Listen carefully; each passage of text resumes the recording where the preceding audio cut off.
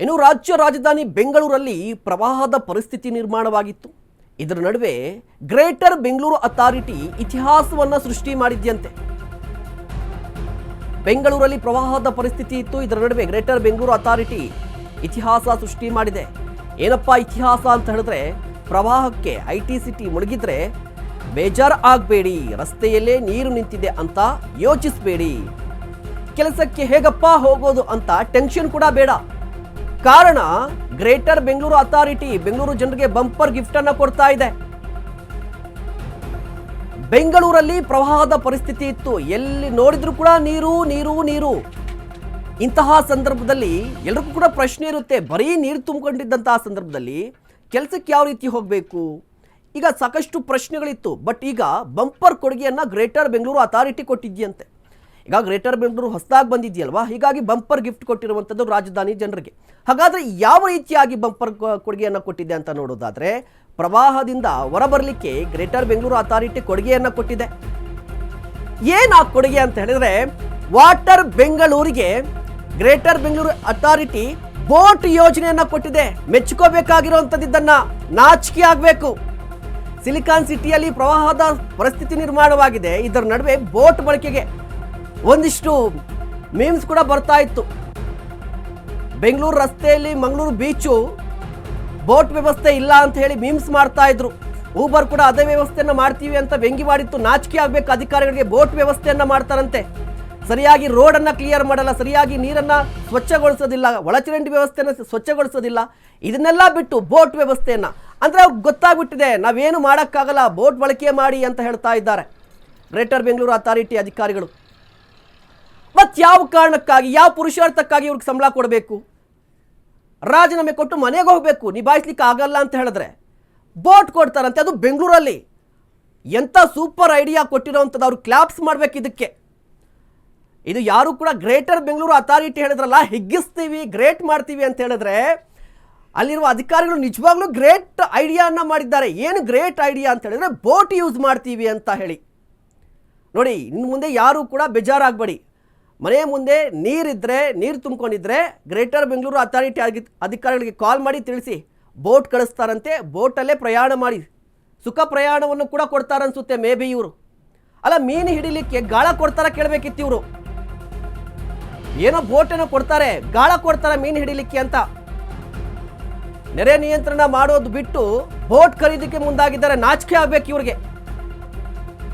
ಇದ್ರ ಜೊತೆಗೆ ಟೆಂಡರ್ ಕೂಡ ಆಹ್ವಾನ ಕೊಟ್ಟಿದ್ದಾರಂತೆ.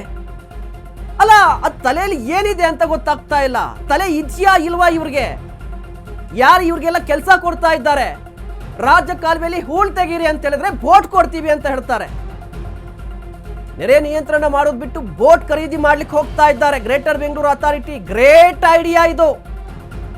ಗ್ರೇಟರ್ ಬೆಂಗಳೂರು ಅಥಾರಿಟಿ ಅಧಿಕಾರಿಗಳ ಗ್ರೇಟೆಸ್ಟ್ ಐಡಿಯಾ ಬೋಟ್ ಕೊಡೋದು. ಟೆಂಡರ್ ಕೂಡ ಆಹ್ವಾನ ಮಾಡಿದ್ದಾರೆ. 7 ಬೋಟನ್ನು ಖರೀದಿ ಮಾಡ್ತಾರಂತೆ. ಅವ್ರ ಮನೆ ಮುಂದೆನೇ ಹಾಕ್ಸ್ಕೋಬೇಕನ್ಸುತ್ತೆ 7 ಬೋಟನ್ನು. ನೋಡಿ, ಬೋಟಿನ ವ್ಯವಸ್ಥೆ ಮಾಡ್ತಾ ಇದ್ರು. ಒಂದು ಮೀಮ್ ಬಂದಿತ್ತಪ್ಪ, ಬೆಂಗಳೂರಲ್ಲಿ ಸಮುದ್ರ ಇಲ್ಲ, ನದಿ ಇಲ್ಲ, ಬೋಟಿಂಗ್ ಮಾಡಲಿಕ್ಕೆ ಅಂತ ಹೇಳ್ಬಿಟ್ಟು ಆ ವ್ಯವಸ್ಥೆಯನ್ನಂತೂ ಮಾಡೇ ಬಿಡ್ತೀವಿ ಅನ್ನೋದಕ್ಕೆ ಮುಂದಾಗಿದ್ದಾರೆ. ನಾಚಿಕೆ ಆಗಬೇಕು ಇಂತಹ ಐಡಿಯಾಗಳಿಗೆ ಎಲ್ಲ. ಅಲ್ಲ, ಸರಿಯಾಗಿ ಕೆಲಸ ಮಾಡಬೇಕು. ಅದನ್ನು ಬಿಟ್ಟು ಬೋಟ್ ಖರೀದಿ ಕೊಡ್ತೀವಿ, ಬೋಟ್ ಕೊಡ್ತೀವಿ, ಸುಖ ಸಮಯ, ಇದು ಸುಖವಾಗಿ ನೀವು ಪ್ರಯಾಣ ಮಾಡಿ ಅನ್ನೋ ರೀತಿಯಲ್ಲಿ ಕೊಡ್ತಾ ಇದ್ದಾರಲ್ವಾ. ಅಧಿಕಾರಿಗಳಿಗೆ ಏನು ಹೇಳಬೇಕು ಇದಕ್ಕೆ?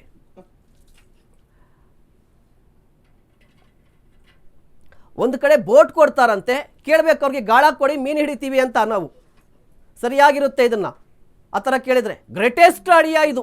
ಡಿ ಕೆ ಶಿವಕುಮಾರ್ ಅವ್ರಿಗೆ ಯಾರು ಕೊಟ್ಟರೋ ಈ ಐಡಿಯಾನ, ಅದಕ್ಕೆ ಒಪ್ಕೋತಾರೋ ಇಲ್ವೋ, ಆಹ್ವಾನ ಕೊಟ್ಟಿದ್ದಾರೆ ಟೆಂಡರ್ಗೆ ಅಂತ ಹೇಳಿದ್ರೆ ಅವರು ಕೂಡ ಒಪ್ಕೊಂಡಿರ್ತಾರೆ. ಎಸಿ ಬಗ್ಗೆ ಇನ್ನಷ್ಟು ಮಾಹಿತಿಯನ್ನು ಪಡೆಯೋಣ. ನಮ್ಮ ಪ್ರತಿನಿಧಿ ಮಹೇಶ್ ದೂರವಾಣಿ ಸಂಪರ್ಕದಲ್ಲಿದ್ದಾರೆ. ಮಹೇಶ್, ಅಲ್ಲ, ಬೋಟ್ ಕೊಡ್ತಾರಂತ ಹೇಳಿದ್ರೆ ಏನು ಕಾಮನ್ ಸೆನ್ಸ್ ಇದೆಯಾ ಅಂತ ಅಧಿಕಾರಿಗಳಿಗೆ? ಬೋಟ್ ಜೊತೆಗೆ ಗಾಳ ಕೊಡ್ಲಿಕ್ಕೆ ಹೇಳಿ, ಹಂಗೆ ಮೀನು ಹಿಡಿಬಹುದಲ್ವಾ? ಎಸ್ ಮಹೇಶ್, ನಿಜವಾಗ್ಲೂ ಕೂಡ ಇದೊಂದು ರೀತಿಯಲ್ಲಿ ಬಿಬಿಎಂಪಿ ಅಧಿಕಾರಿಗಳು ಇವತ್ತು ನಗೆಪಾಟಕ್ಕೆ ಈಡಾಗಿರುವಂತದ್ದು. ಯಾಕಂದ್ರೆ ಇಷ್ಟು ದಿನ ಮಳೆ ಬಂದ್ರೆ ಅಗ್ನಿಶಾಮಕ ದಳ ಜೊತೆ ಸೇರಿ ಏನು ಒಂದು ಮನೆಯಲ್ಲಿ ಏನೊಂದು ಮನೆ ನೀರು ನಿಂತಿದ್ರೆ ಅವ್ರನ್ನ ಹೊರಗಡೆ ಕರ್ಗೋಗಿ ಒಂದು ಬೋಟ್ ಯೂಸ್ ಮಾಡ್ತಾ ಇದ್ರು. ಆದ್ರೆ ಈಗ ಬಿಬಿಎಂಪಿನೇ ಬೋಟ್ ಪರ್ಚೇಸ್ ಮಾಡ್ಕೋಗಿರೋದು ನಿಜವಾಗ್ಲೂ ಕೂಡ ಒಂದು ರೀತಿ ಆಸ್ಪದ ಅಂತಾನೆ ಹೇಳ್ಬೋದು. ಯಾಕಂದ್ರೆ ಕಳೆದ ವಾರ ಏನು ಬೆಂಗಳೂರಿನಲ್ಲಿ ಸುರಿದ ಭಾರಿ ಮಳೆಗೆ ಸಾಯಿ ಲೇಔಟ್ನಲ್ಲಿ ಏನ್ ನೀರು ನಿಂತು ಮನೆಯಿಂದ ಆಚೆ ಬರೋದಕ್ಕಾಗಲ್ಲ, ITBT ಕಂಪನಿ ಕೆಲಸಕ್ಕೆ ಹೋಗ್ಬೇಕಂತ ಕೂಡ ಜನ ಆಕ್ರೋಶ ವ್ಯಕ್ತಪಡಿಸಿದ್ರು. ಆಗ ಅಗ್ನಿಶಾಮಕ ದಳ ಸಹಾಯದಿಂದ ಏನು ಒಂದು ಕೆಲವರನ್ನ ಬೋಟಿಂದ ಆಚೆ ತಂದ್ರು, ಕೆಲವರನ್ನ ಏನು ಕೆಲಸಕ್ಕೆ ಕೂಡ ಒಂದು ರೀತಿಯಲ್ಲಿ ಹೋಗೋದಕ್ಕೆ ಸಹಕಾರ ಕೊಟ್ರು. ಆದ್ರೆ ಈಗ BBMP ಮಾಡ್ತಿರೋದು ನಿಜವಾಗ್ಲೂ ಕೂಡ ಒಂದು ರೀತಿಯಲ್ಲಿ ಎಡವಟ್ಟಿನ ಕೆಲಸ ಅಂತಾನೆ ಹೇಳ್ಬೋದು. ಅಥವಾ ಏನೋ ದುರಾಲೋಚನೆ ಒಂಥರ ಬುದ್ಧಿನೋ, ಅಥವಾ DK ಶಿವಕುಮಾರ್ ಏನೋ ಅಧಿಕಾರಿಗಳಿಗೂ ಬುದ್ಧಿ ಇಲ್ವಾ, ಸಲಹೆ ಕೊಟ್ಟವ್ರು ಯಾರು ಅಂತಾನು ಕೂಡ ಈಗಾಗಲೇ ಜನಾಕ್ರೋಶ ವ್ಯಕ್ತ ಆಗ್ತಿರೋದು ಒಂದು ಕಡೆ. ಆದ್ರೆ ಮತ್ತೊಂದು ಕಡೆ ಸುಮಾರು ಬೊಮ್ಮನಹಳ್ಳಿ ವಲಯ ಒಂದು ಬಿಟ್ಟು ಮಿಕ್ಕಿದ 7 ವಲಯಗಳು ಕೂಡ 7 ಬೋಟ್ ಖರೀದಿಗೆ ಮುಂದಾಗಿರುತ್ತದೆ. ಸುಮಾರು 2 ನೋಡಿ, ಗ್ರೇಟರ್ ಬೆಂಗಳೂರು ಅಥಾರಿಟಿ ಅಂತ ಹೇಳ್ಬಿಟ್ಟು ಗ್ರೇಟೆಸ್ಟ್ ಅಡಿಯ ಬೋಟ್ ಕೊಡೋದಾ?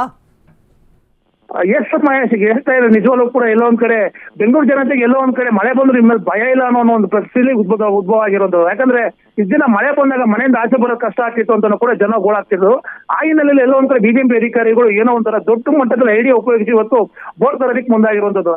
ಅಂದ್ರೆ ಬೆಂಗಳೂರಲ್ಲಿ ಇನ್ಮೇಲೆ ಮಳೆ ಬಂದ್ರೆ ಯಾವ್ದೋ ಕಾರಣಕ್ಕೂ ಕೂಡ ಭಯ ಕೊಡೋದು ಬೇಡ, ನೀವು ಬೋಟಲ್ಲಿ ಹೋಗ್ಬೋದು ಅನ್ನೋ ಒಂದು ರೀತಿಯಲ್ಲಿ ನಗೆಪಾಟಲಿಗೆ ಈಡಾಗಿರುವಂತದ್ದು. ಮಹೇಶ್, ಧನ್ಯವಾದ ಮಹೇಶ್ ತಮ್ಮೆಲ್ಲ ಡೀಟೇಲ್ಸ್ಗಾಗಿ.